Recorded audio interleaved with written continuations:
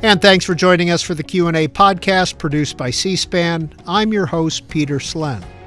Our guest this week is Nicole Kobie, author of the book, The Long History of the Future, Why Tomorrow's Tech Still Isn't Here. That podcast begins in a moment. I love living in the future, Nicole Kobie writes.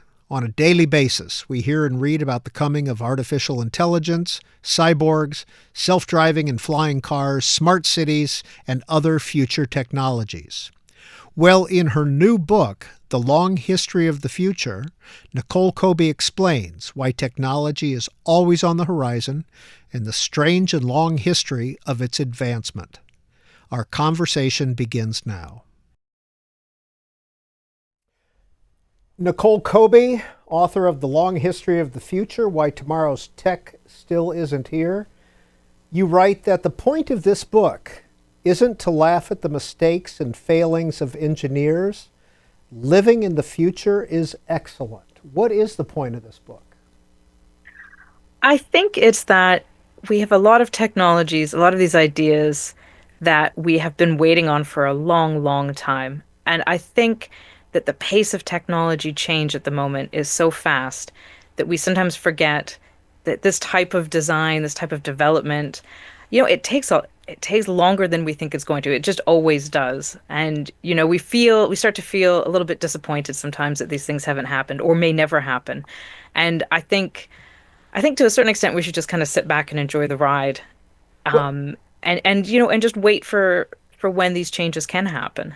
Well, you write about toiling against the gravity of failure. What does that mean?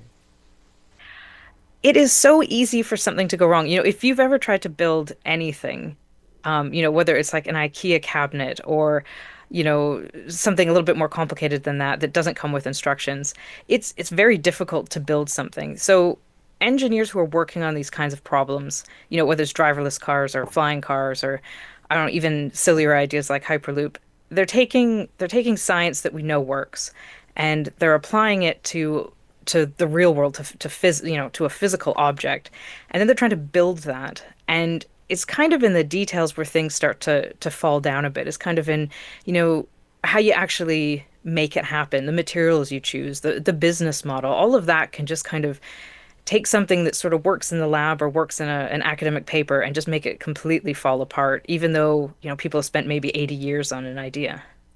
Well, you called Hyperloop silly. What exactly is a Hyperloop, and why do you call it silly?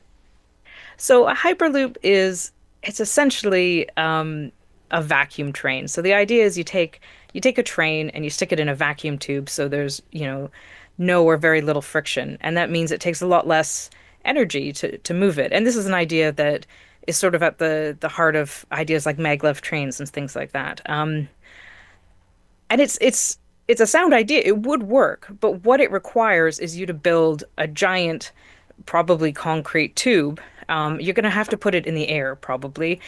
It needs to be, for a Hyperloop to make sense, it needs to travel long distances. The idea is that you could go, London to Scotland in half an hour, that sort of thing. You'd then to make London to Scotland work, you'd be able to make a concrete tube in the air across the entirety of the UK, and then it would have to be, vacuum sealed, and then you'd have to have a train that could run in that, and you'd have to figure out how you were going to power that for the bits that did need power. And it technically works; it should work, but it's one of those ideas that just might be so expensive and so difficult to actually build that it doesn't make sense, especially when there are alternatives. We could just build a super fast train and get there in, an hour and a half instead of half an hour. And we know those work and we know how to build them. So yeah, I think Hyperloop is a really good example because you could build one. It just probably doesn't make a whole lot of sense. Hyperloops is something Elon Musk has been interested in, correct? Yes, but it's one of the weird projects where he was interested in it. He wrote this very famous white paper or PDF or whatever you want to call it about it, and sort of just released it out into the world and said, if somebody wants to develop this idea, then go develop it. He didn't put a huge amount of money into it. They did a little bit. They backed some projects and ran some competitions, but none of his companies actually tried to really build a Hyperloop. Instead, they've built some tunnels under Vegas where Tesla cars can go down. And that's kind of as close as he's really gotten to the idea. So he's kind of half on it, half not, if that makes sense. Where did the name come from? Do you know, Hyperloop? I don't know where the name came from. It's a great name. I mean, it sounds so futuristic. It sounds like a wonderful kind of idea. It's a lot better than just saying, very fast train. Um, but no, I mean, he must have come up with it, to be honest. Is The Long History of the Future your first book? I did do a book before this one about green energy, and that's kind of an inherently future-looking set of technologies as well. So, kind of a bit connected this ways. How long have you been reporting on tech? You're the futures editor at PC Pro.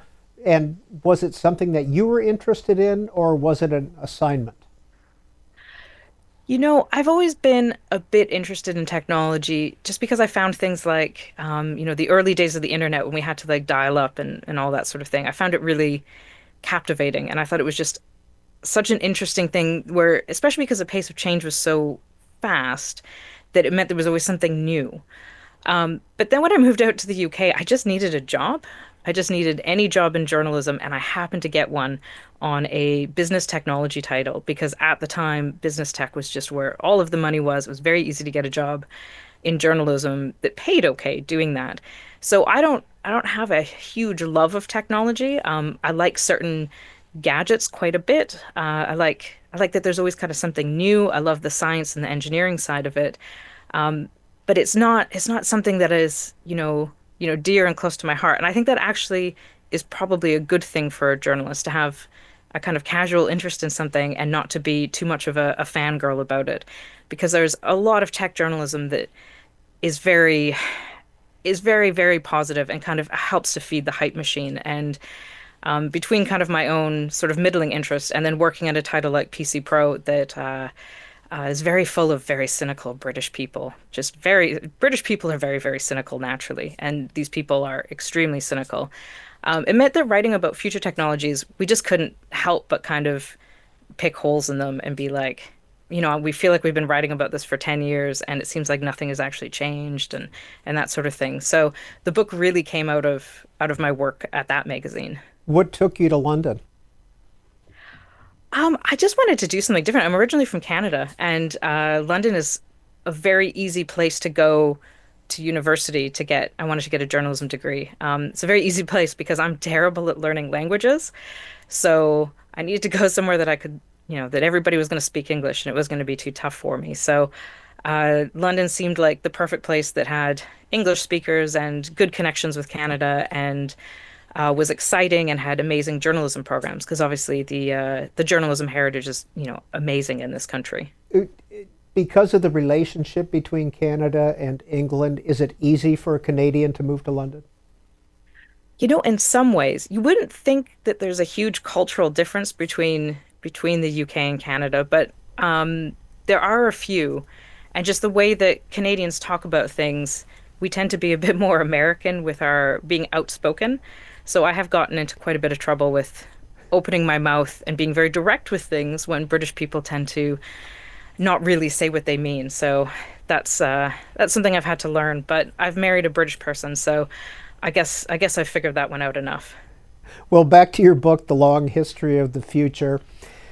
Let's talk about artificial intelligence. Where did that term come from? So that term came from John McCarthy. He's an American academic who was working on these ideas in sort of the mid 50s. Um, and they were trying to come up with what to call this kind of new idea of having a computer be able to like think through things and to make decisions and to take actions and to analyze things and all the sorts of things that we assume that AI can do now. And they talked about ideas like machine learning or like, informatics and all these kinds of terms, but they really wanted to have a new term to set it apart from other areas of study because, If you don't come up with a new name for it, then it's not really new, and you don't get to be the father of AI. You're just the father of something else. Um, and John McCarthy is kind of one of the key players that set up this conference in the mid 1950s, the Dartmouth Conference, and it just brought together, you know, a whole bunch of people working in kind of these areas, computing and what we'd now call AI, and sort of areas around it. And the idea was to get them together for a summer program, and they would all hang out at this university over the summer, and they would make AI.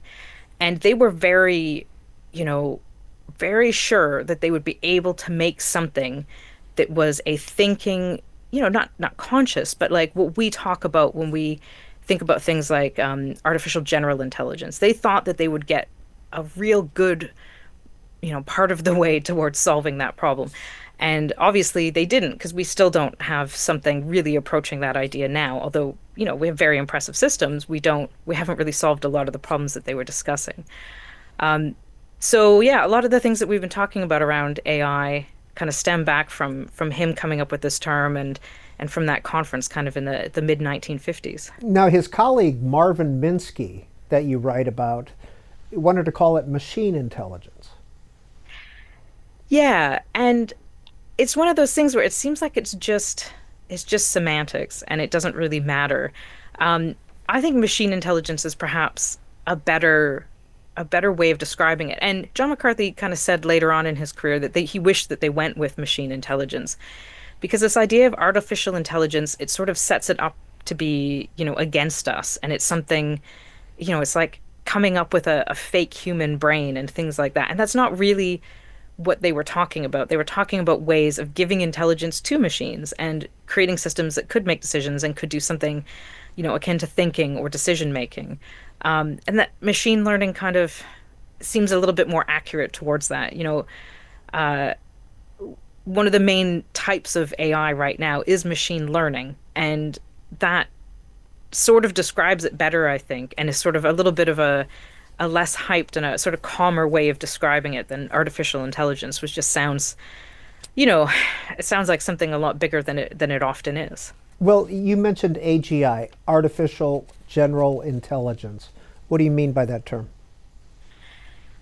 So defining AGI can be a little bit difficult because even across the industry, people can't really decide what it means. So to me, AGI should be a system that can kind of go out and learn, and it can take decisions and even actions itself. And we have systems that can do bits and pieces of that now, but not this kind of overall machine. And I guess the best way of talking about it is if you think about something like a driverless car. In order to make that work, you've got multiple different systems. You've got a computer vision system. You've got a system that is controlling the vehicle. You've got a system that is pulling in, the camera or the different sensors and all of that. And there's multiple different layers of AI.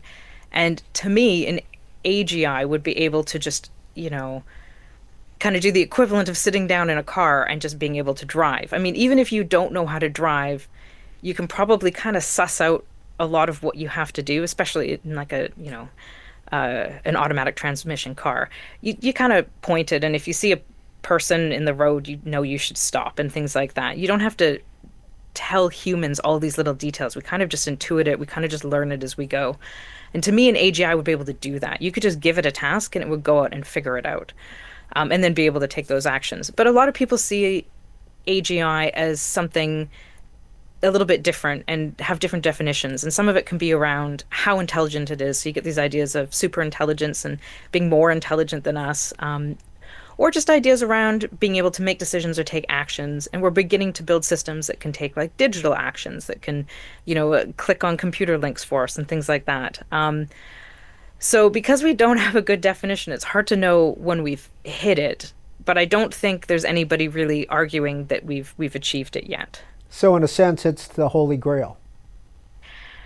Yeah, I guess it is. It depends what you want from AI, though. Like to me, what I love about AI is when it's applied in a really sensible and specific way to solve a real problem. But then a lot of other people prefer their development to go down a different route and just sort of to explore to see how big we can make something and how far can we push an idea. And that's fine. But to me, I want AI that solves problems for people. And we're starting to get that and to be able to solve some actual problems with these systems. I don't, to me, the holy grail for AI would be a system that is safe, that is accessible, that is affordable, that, we can actually use to solve an actual problem and help people. That's not as exciting, I admit, as coming up with a thinking, acting AGI. Nicole Kobie, you write in your book about AI company leaders whimpering about the risks of a technology they are racing to build. So there's this idea of existential threat and kind of it gets discussed around this idea of like AI safety and whether these systems are going to be the end of us in a way. You get a lot of these ideas of like a super intelligent AI. Why would it keep us around if it doesn't need us? If we, there's the paperclip maximizer problem. If we asked an AI to make as many paperclips as possible, it would, take out the entire world doing it in order to make paperclips, just because that's what it was kind of programmed to do or asked to do. Um, that stuff is worth thinking about. This is a serious problem of, how do you control a system that might become very powerful or that might be smarter than us? I mean, when it comes to a lot of problems, these AIs are already smarter than me. I mean, math is not exactly my strong suit, and these systems can all do these advanced math problems. So does that mean that it's smarter than me? But kind of that aside, it's this idea of an existential threat, and that we're building these machines that are causing that threat. And of course, humans have done that before. I mean, nuclear weapons obviously have an existential threat. Uh, the carbon coming out of cars is an existential threat to us. So we have dealt with these things before, or not dealt with them, but created these problems before.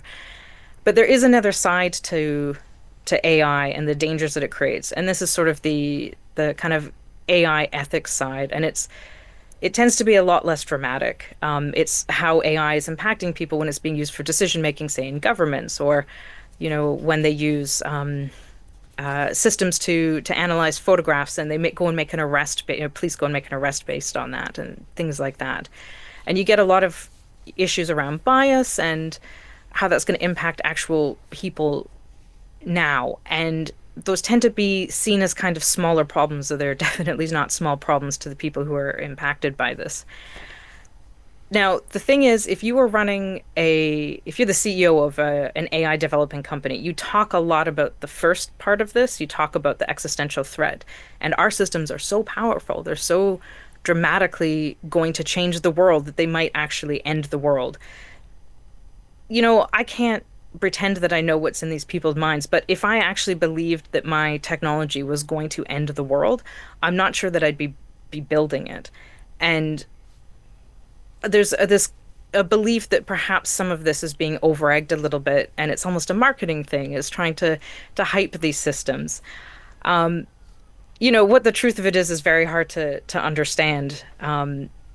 I would suspect that some of these, tech leaders see this as a small potential problem that's very, very far off in the future. And in the meantime, they're more interested in getting the funding necessary to keep their existing systems powered, because creating AI is very, very expensive.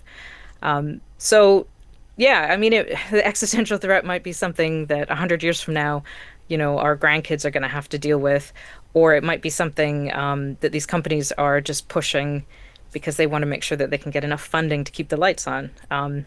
It sort of depends what you think about AI, where you kind of land on that one. Well, Ms. Kobie, talk about funding a little bit. How much money is going into AI? Is it private? Is it public? How is it happening? A lot of it is private, and it's huge sums of money. We're talking hundreds of billions.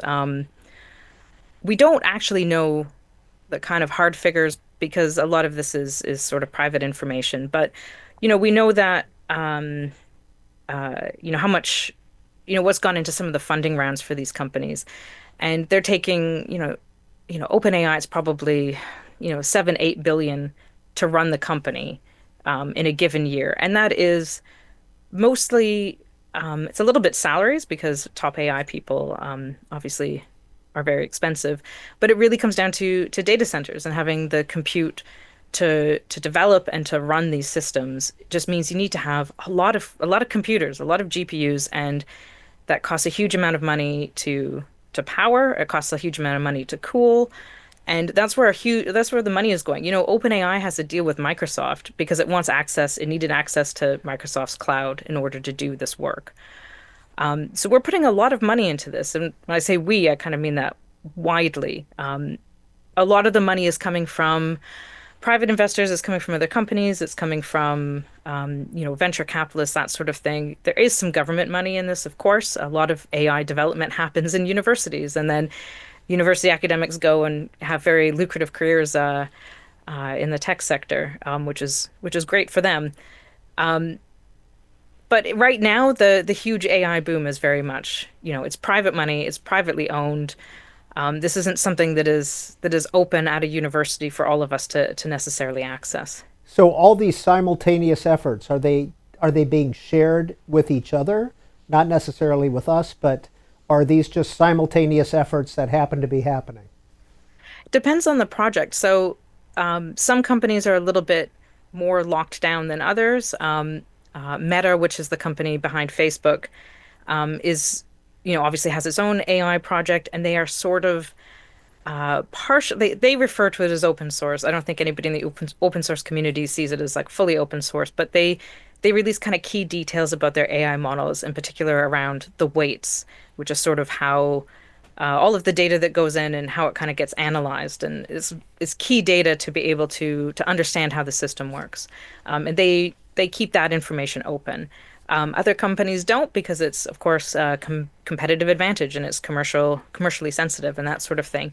And that is one of the downsides to having all of this done in the private world means that we don't, the rest of us don't have access to this. Now, some of this could be starting to shift a little bit because DeepSeek, the Chinese company that kind of surprised the entire AI industry a couple months ago, it operates in a more open way. It releases its information in kind of a more open source sort of way so that they want more people using it. They want people to make use of their systems a little bit more. So that might spark a bit of a shift, I think, perhaps for the American companies to try to work in a slightly different way. There's been some discussion that OpenAI might consider that. So hopefully that happens. Another kind of aspect of this is that when it comes to regulation, is regulators would like to know exactly how these systems work. And it's something that's being discussed in the government, especially in the US, is how they're going to take that information that is very commercially sensitive, that is sensitive from a military and a defense standpoint, and make sure that the government has what it needs to know from these companies. So that's a that's a big regulatory question that I think they're still trying to unpick. Nicole Kobie, is Silicon Valley still the mothership when it comes to AI development? And where else would you recommend that we look? Yeah, the thing is Silicon Valley has all the money. It has just insane amounts of money floating around. And it has the universities like Stanford. It has all of the companies where all of this is happening, Google and things like that. Um, it's certainly not the only place. I mean, the amount of work that is coming out of China, like since I wrote this book, kind of every single chapter topic area has seen huge innovation from China. And that's because the Chinese government is putting in a huge amount of money behind companies in order to try to keep up with the US and overtake the US when it comes to these technologies. So I think look to China. If you want to see where driverless cars are actually in use, it's either Silicon Valley or it's China. If you want to see where flying cars are actually certified, they're going to be in use in Silicon Valley, some bits of Texas, perhaps, and in China. Like that's kind of where everything is happening. There's just so much money happening, so much money and so much research and so much development happening in China, coming out of China. I do think it's worth looking at Europe and not forgetting that Europe is still doing all this work because there's amazing research that comes out of the European university network, and a lot of the work, a lot of the application of some of these systems kind of happens in universities still. Some really interesting ways of using AI, for example. Um, and there are some really great projects that are happening in Europe, but they just don't have the money. And they don't, that means that it's a lot harder to keep up with these other projects. So it does come down a little bit to following the money, because that's certainly where a lot of the researchers are gonna do. They're gonna follow the money too. Well, you write about two Brits who started this whole thing, Ada Lovelace and Alan Turing. Yeah, I mean, when Alan Turing was working on, you know, his thoughts around AI, and he came up with the Turing test. I mean, I don't think he called it that, but this idea of how to assess AI. He was trying to solve maths problems. He was just thinking about this in kind of an academic way. Um, he wasn't trying to actually build AI because computers didn't really exist. They were still, analog systems that took up multiple rooms. So he was just so incredibly far ahead of the time. And, I think that that's something to remember, is that some of the brightest minds in these ideas are in some of the weirdest places. Not that London is a particularly weird place, or Bletchley Park is particularly weird, but that, you know, there's people with potential to impact all of these technologies all around the world, and we shouldn't write them off simply because they're not in Silicon Valley or they don't have access to a Stanford degree. And Ada Lovelace in the 1820s, what is her role when it comes to technology and computers? It was a lot around kind of programming and coming up with this idea of programming before computers even existed.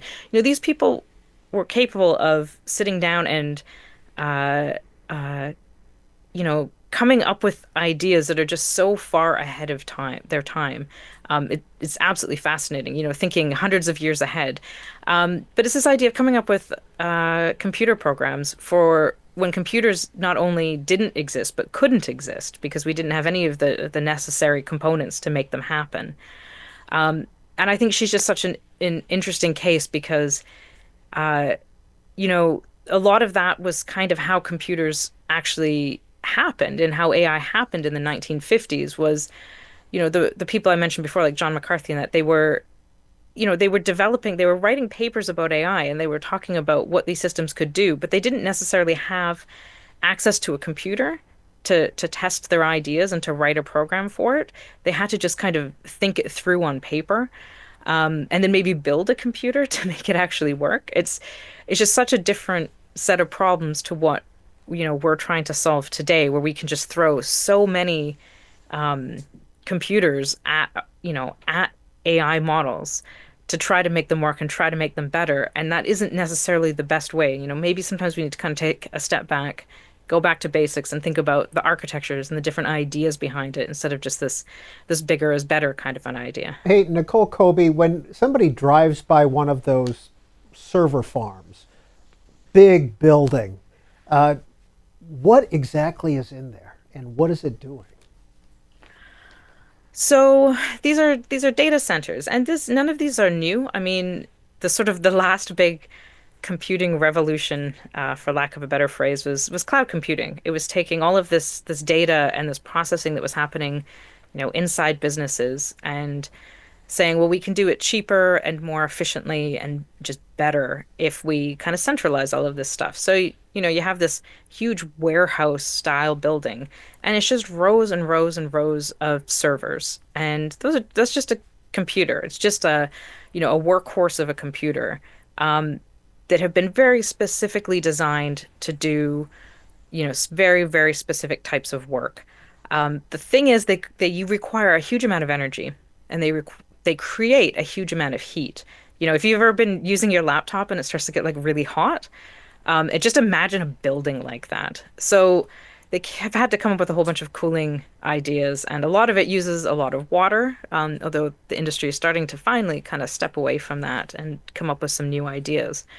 Um, but really, yeah, if you drive past one of those and it's a giant data center, it's just cables and chips and cooling systems, um, in physical form, but it is, it is the internet. It's your Netflix, it's AI, it's all of this, all these, very, core ideas to modern life are that's where they live. That's where all of that happens. And we probably need a lot more of them if we're gonna do this big shift to more AI in our lives. Well, in your book, The Long History of the Future, you write about two things I wanted to ask you about: NLP, natural language processing, and LLMs, language learning models. What are those?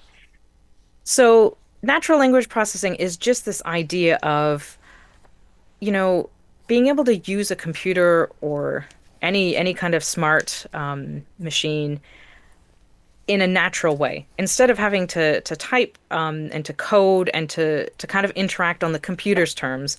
You just talk to it, and we're very used to that now because I can tell, I can say, "Hey Siri" to my phone, and it'll, you know, pop the little assistant up, and hopefully it will do what I ask it to do, and that sort of thing.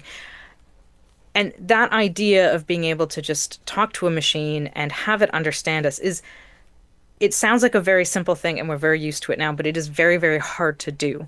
And figuring out language is just something that has been so core to one of the potential benefits of AI and to one of the use cases of AI because um, you know, militaries really like the idea of being able to just take everything that they can get from another country and translate it immediately. So like translation was always kind of a core sticking point and something that, governments really wanted these machines to be able to do.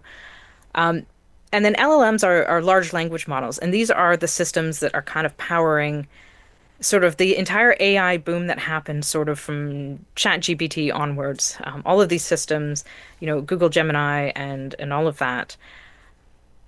These are a machine learning technique. It's a machine learning system, and it's just a way of looking at language um, that sort of rips apart words and that sort of thing and tokenizes everything.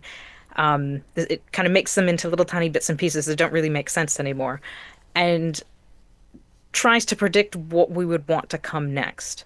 Um, which is kind of it sort of makes it sound like it's being reduced to autocorrect. But what you can do with that, it turns out, is a lot. You can generate images, you can generate video, you can predict weather. Like I was at a conference a couple weeks ago, and they were talking about new ways of doing weather prediction, and it's just by looking at old weather predictions, they can now predict what's going to happen next.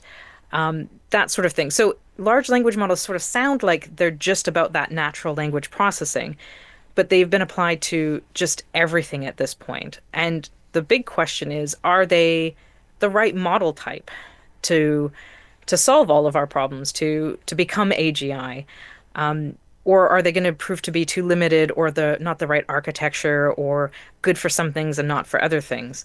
Um, and I'm not sure that we really have the answers to those questions yet. So it's going to be interesting to see how that kind of plays out over the next few years. What's your relationship with Chat GPT? Oh, it is a love-hate relationship. I find it very frustrating to use. It it it still doesn't come back with what I would consider accurate information. So I've tried all sorts of experiments with it, asking it to do research for me. Go off and find out these pieces of information for me. And it will be right on the most, really detailed points, and then it will get the date wrong on something or somebody's name wrong, or it'll just make up something. And that's not useful for me. And even if you ask it to kind of like link to things, you link out, you click the link and go see what its source is, and it's like, this is just wrong. But on the other hand, it is very useful for search because I have found, Google search and the main search engines like really frustrating lately. They don't come up with what you want. They come up with very old information or something that isn't quite the same thing, and they don't understand basic ideas like not. Like I would like you to find this, but not that. So yeah, I find ChatGPT really fascinating to play with and to try to understand.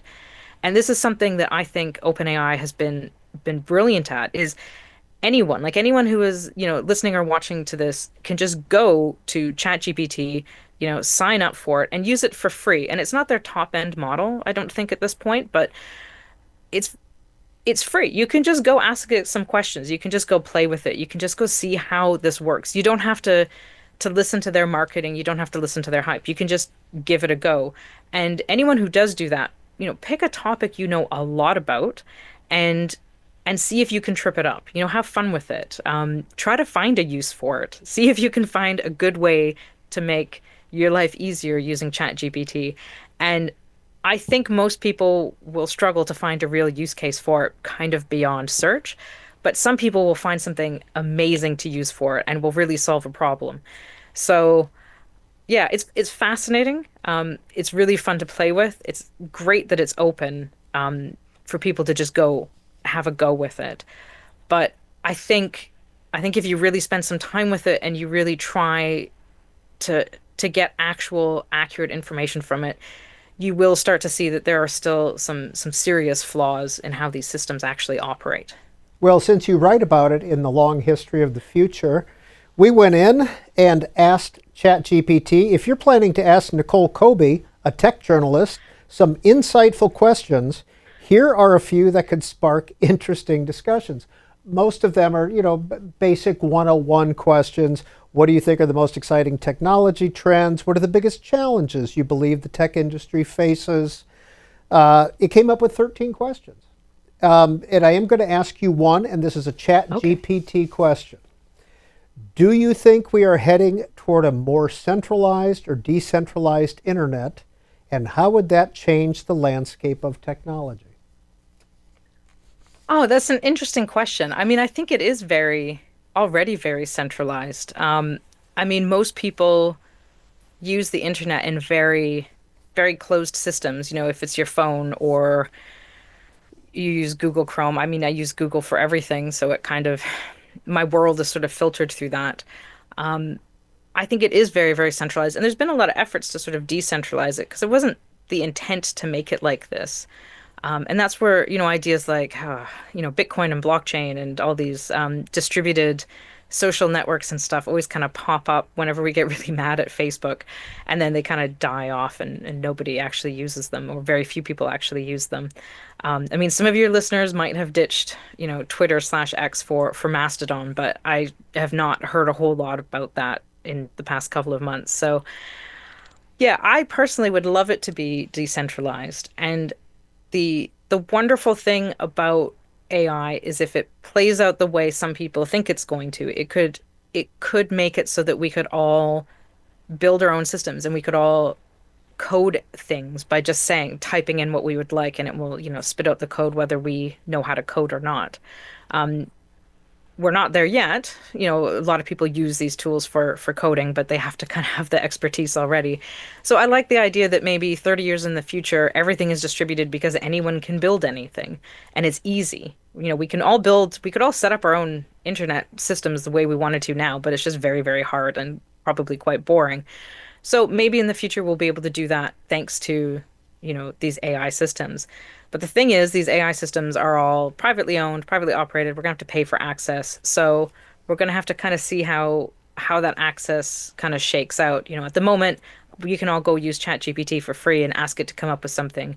But if you wanted to do anything more advanced, you're going to be having to have a subscription to it. So I'm not sure that that's the answer ChatGPT thought I might say, but yeah, there we go. Nicole Kobie, you mentioned that you use Google for everything. Google knows everything about you. Is that a fair statement?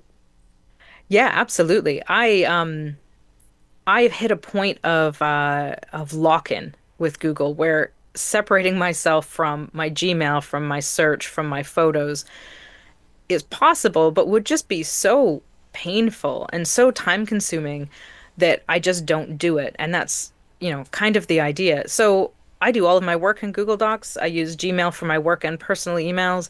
All of my family photos go into Google Photos. So, given they have systems that can look at our images and understand what they are, they, if Google wanted to know, they could know literally everything about where I am, what I'm doing, who I'm there with, all of that sort of thing. You know, what they do with that information and why they would want to do that is sort of a different question. And having the benefit of, European regulation out here, there's some slightly tougher rules around how you're allowed to combine information from different services and things like that. But yeah, I mean, if Google wanted to sit down and just make a profile of me and everything that I do, they would absolutely be able to come up with something that was just terrifying in detail. Well, even though there are regulations, that information is still out there in the Ethernet or in the cloud somewhere, correct? It exists. Yeah, I mean, Are we going to see it, that information in 100 years?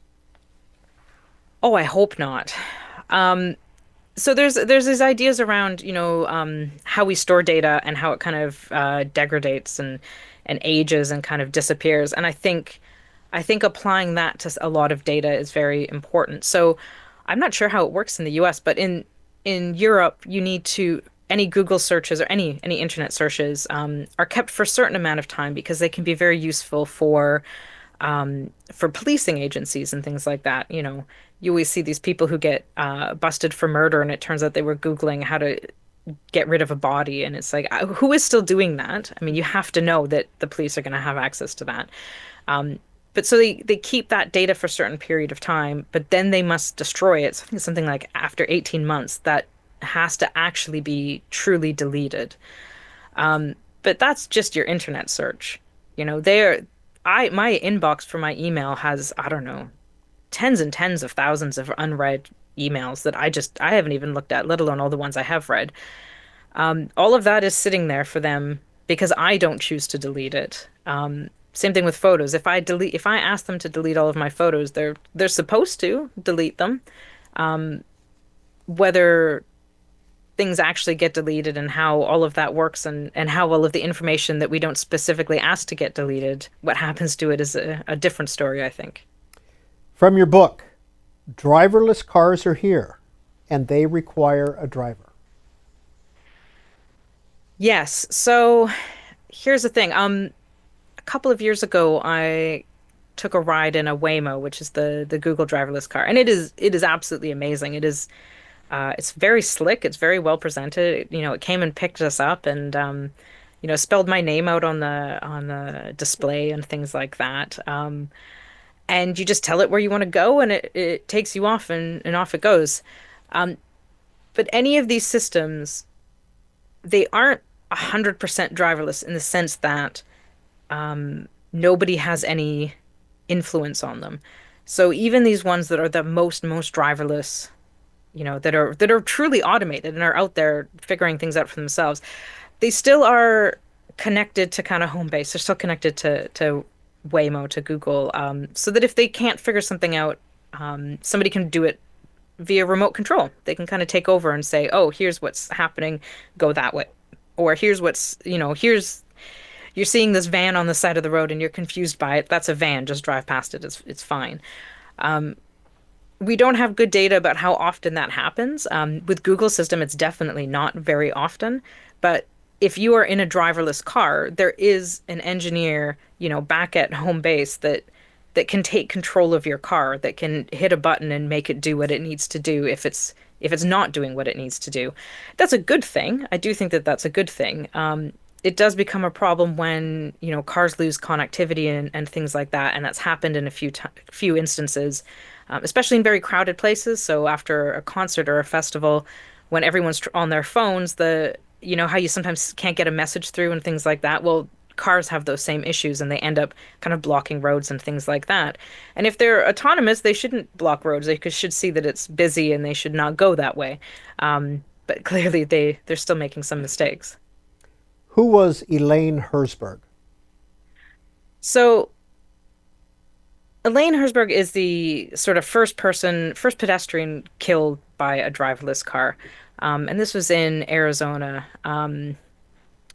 several years ago now. And it was a a project run by Uber, and they don't really have a driverless car thing. They kind of spun everything out and sold their technology after all of this. And their cars were driving around Tempe, Arizona. I'm not sure I'm saying that right. And they had a driver, a test driver, at the wheel.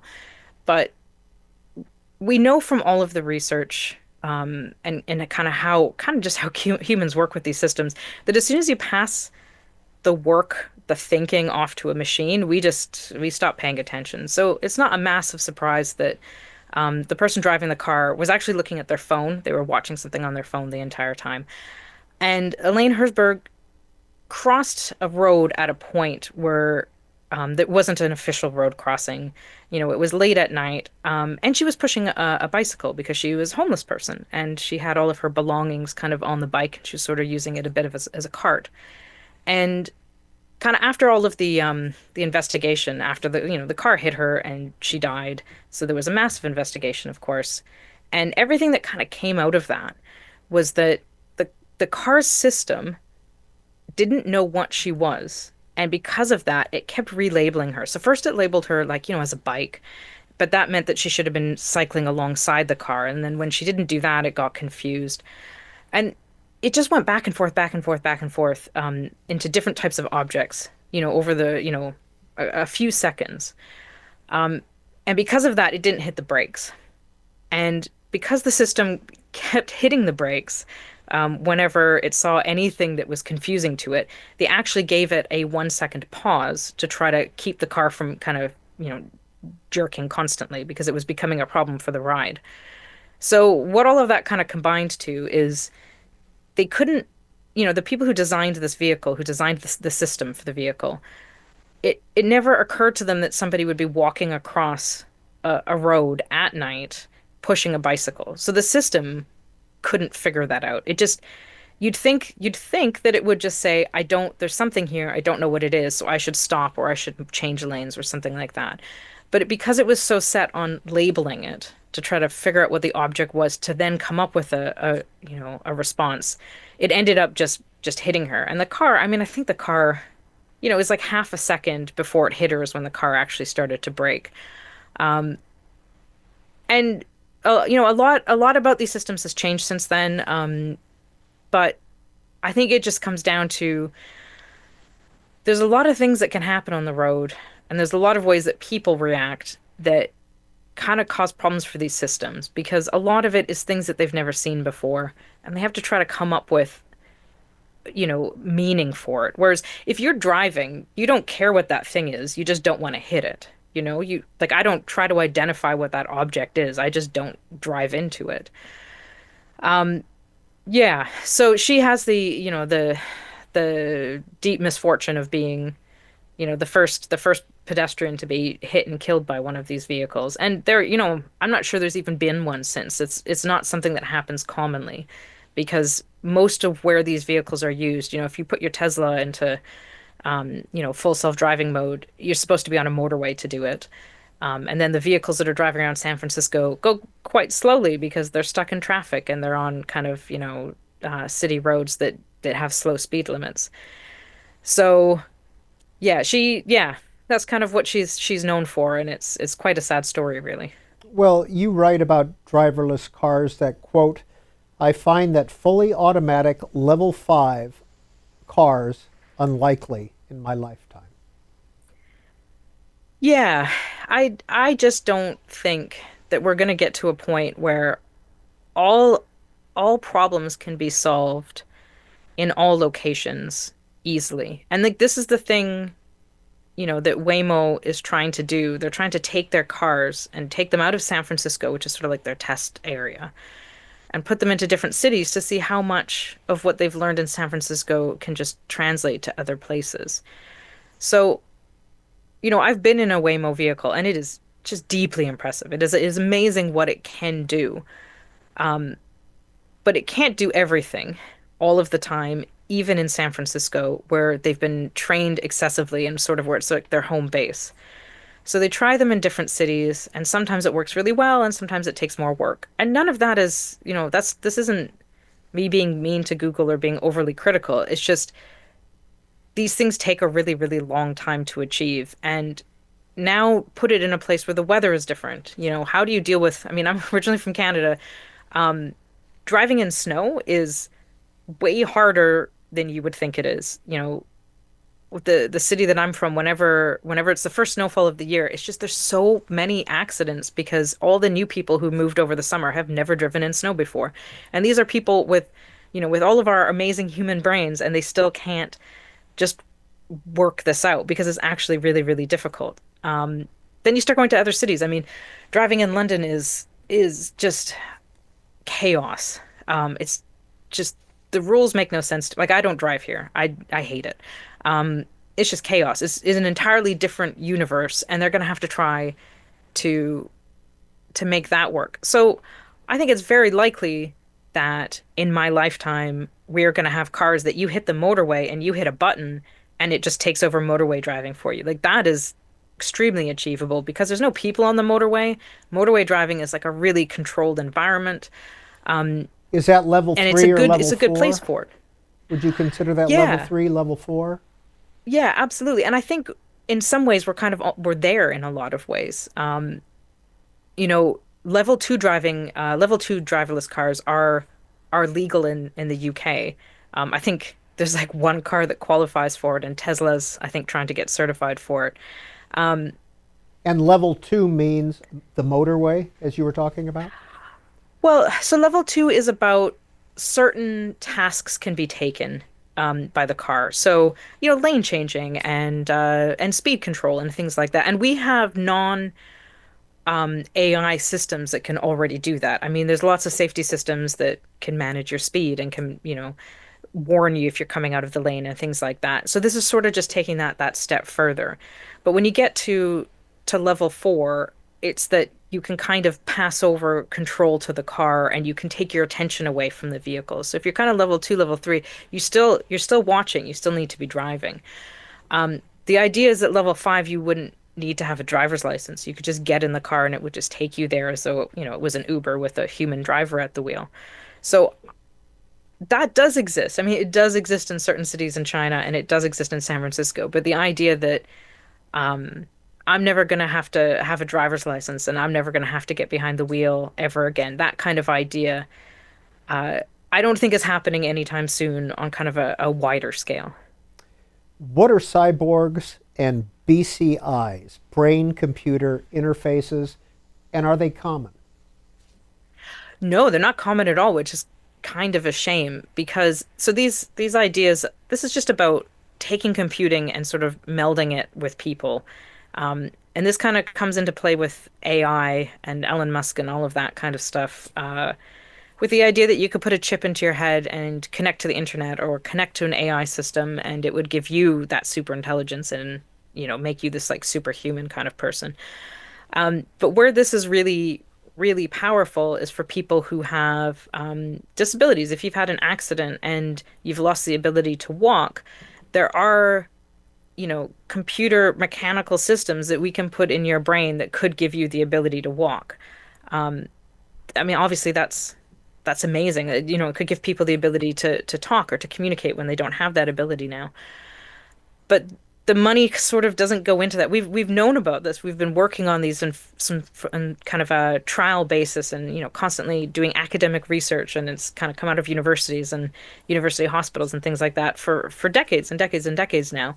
And we know that it works. It's just hard to make each system for each person because it's very personalized medicine. So, you know, as these systems kind of come on and become more commercialized and become something that is a bit easier to manufacture and is powered by these AI systems, so they're just easier to build and cheaper to build. Hopefully, we can get to a point where we can solve some of these illnesses. Maybe we can solve something like dementia by putting a chip in your head. And it's not trying to give you superpowers. It's just trying to keep your abilities and to give you back, the ability to communicate or the ability to move. But not enough money goes into it. Not enough research, or I mean, lots of research is done on it, but there's not enough money kind of being put into making this something that is like widely available. So one of the kind of interesting stories that I read about when I was writing this book is around prosthetics, and we've got the ability to make these incredibly integrated smart prosthetics so that if you're missing a limb and they give you a new prosthetic arm, that it's not like you have to think, oh, I need to pick this up. It just becomes your arm, and it's, connected into your nervous system the same way your previous limb was. But it's expensive. So it's not something that is easy to get on, through medical systems, whether it's the NHS or a private healthcare system. There's been a lot of efforts to make it cheaper, but just not enough. And this is one of those things that we have billions and billions going into driverless cars and flying cars and AI. And then we have these real solutions that could actually change people's lives. And, they're getting grants in the millions instead of the billions. So yeah, I'd like to see a lot more money on cyborgs and BCI, which sounds really out there, but it's really just about fixing very specific problems for individual people. Nicole Kobie, we've touched on this in discussing your book, The Long History of the Future, but I want to note that in each section of your book, you really go back decades, making sure we know that AI is not yesterday's product. It's been in development for a long time, and all the other topics as well. Yeah, I think it's worth knowing that these are long. There's a very long arc to creating these systems. They kind of start as thought exercises in the brains of people like, Alan Turing, and then they become academic research, and then they become something in the lab, then they become something in academic papers, and then a few startups kind of start things, and then you slowly start trying to engineer it and build it, and then you have to start trying to commercialize it and making it a useful thing and making it so that people can actually use it in the real world and figuring out all those kinds of like societal level problems. That's a lot of work. So to me, it's not a criticism that this takes a longer than you would expect. Um, but I think there is an issue that, tech companies and journalists who cover these tech companies tend to really overhype something. And it's always, this is going to happen next year. This is going to happen next year. I'm fine with driverless cars taking 10, 20, 30 years to make if that's how long it takes. AI to get to the level that we have gotten it at now took some really key developments to happen. And one of the things that always happens with AI is there's always like a backlash when people find that the system doesn't work as well as they would like it to. Instead of just slowly working on that and slowly improving those things, we just feel like we have to run at it. And then when we don't get immediate results, we just chuck it aside. And like that just really keeps happening with AI. It would be funny if it wasn't so sad. So I would like people to understand that these things do take time, and it is okay for something to take time. And with AI, we've seen a really big leap in capabilities in the past several years. And it's okay to have a leap and then to have some slower, more, sustainable process where we kind of work out some of those societal issues. We work out the little bugs in a system. We figure out maybe LLMs aren't actually the best model, architecture to be using, and maybe there's something better. It's good to go through all of that, and it's not a bad thing to take your time with something. So yeah, I hope that that's something that kind of people walk away from the book kind of understanding a little bit better. And unfortunately, we're out of time, and we don't get to talk about the flying flivver car of the 1950s. Oh, that's a good one. But people can read that in The Long History of the Future, Why Tomorrow's Tech Still Isn't Here. Author is the Futures editor at PC Pro, Nicole Kobie. Thank you for your time. Thanks so much. And thanks for joining us for this week's Q&A podcast produced by C-SPAN.